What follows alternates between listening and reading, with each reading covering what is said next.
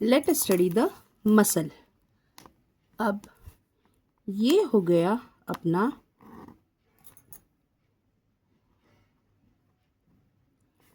If you से this is the muscle, ये muscle के अंदर जो है वो होते हैं मसल बंडल,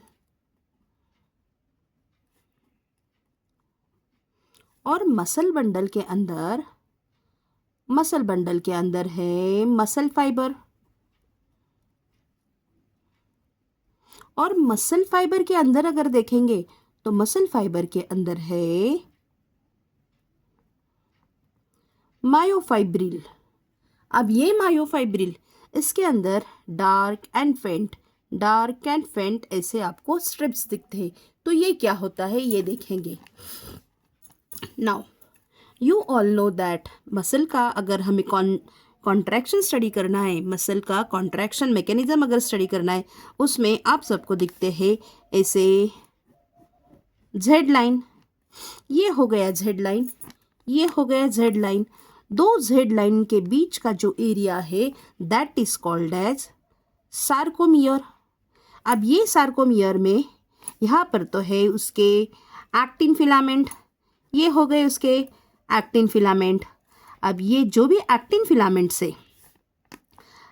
फिलामेंट होते हैं थिन फिलामेंट, एक्टिन फिलामेंट है थिन फिलामेंट, बीच में उसको ये डार्क फिलामेंट है। ये जो फिलामेंट्स है ये इन्हें बोलते हैं मायोसिन। मायोसिन जो है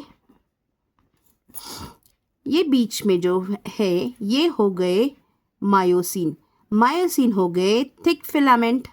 सो actin thin filament, myosin thick filament. और ये जो जेड लाइन दिख रहे हैं, जेड लाइन के बीच का एरिया हो गया सार्कोमियर। अब ये सार्कोमियर में ये जो बीच वाला एरिया है दिस मच पार्ट, ये पार्ट को बोलते हैं हम एच जोन, जिसके अंदर मायोसिन है। अगर हम ये एरिया देखेंगे जिसके अंदर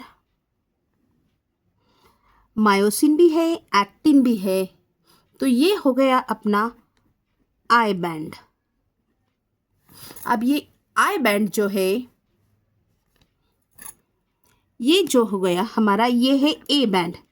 ए बैंड मतलब अनआइसो बैंड जिसके अंदर एक्टिन और मायोसिन दोनों आ गए। और अगर ये एरिया लिया, दिस एरिया जिसके अंदर सिर्फ एक्टिन आ गई, तो जिसके अंदर सिर्फ एक्टिन आ गए वो हो गया आई बैंड। आइसो, आई मतलब आइसो, सभी एक्टिन है वो हो गया आइसो। जहाँ पर एक्टिन भी है मायोसिन भी है वो हो गया अनआइसो, तो वो हो गया ए बैंड। जहाँ पर सिर्फ मायोसिन होए बीच वाला ये हो गया एच जोन। जेड से जेड के बीच का जो डिस्टेंस है वो हो गया सार्कोमियर, और sarcomere is the functional unit for the muscle contraction. तो ये सारा था मसल कॉन्ट्रैक्शन मैकेनिज्म।